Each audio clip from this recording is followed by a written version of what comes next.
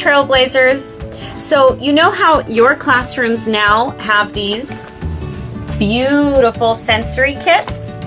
Well, inside of the sensory kit are tools that you can access when you're feeling in the red zone or yellow zone or even blue zone.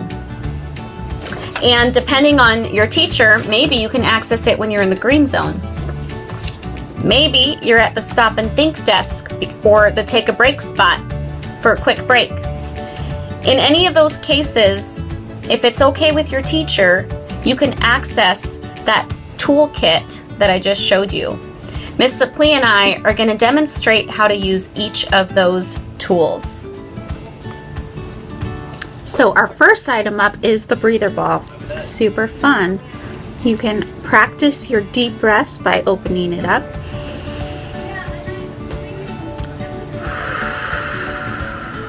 I recommend 3.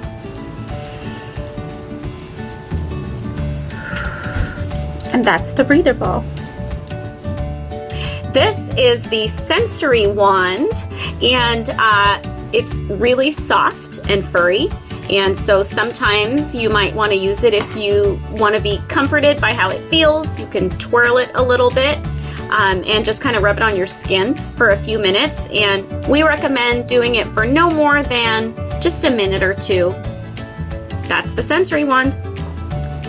Next up is Theraputty, and your sensory kits will have different colors and different consistencies. So this one is the green medium version.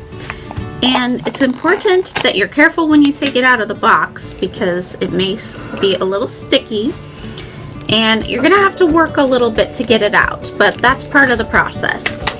When you do get it out, you can give it a good squeeze. It smells pretty good. You could smell it if you want. And make whatever you want. Be creative with this. It does stretch out if you pull it, which is kind of cool.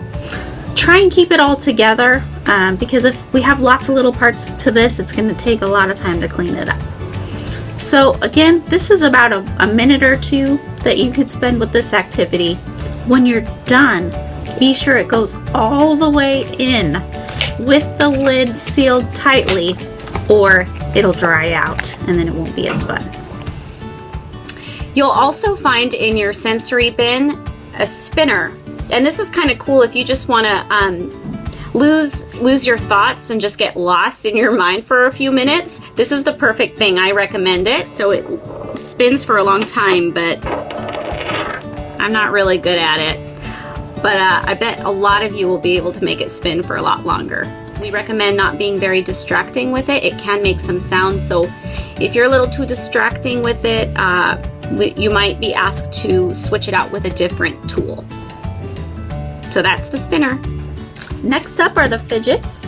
So in each sensory kit, there are an assortment of fidgets, and some of them are pretty dense and take a tough squeeze, and some of them are more squishy.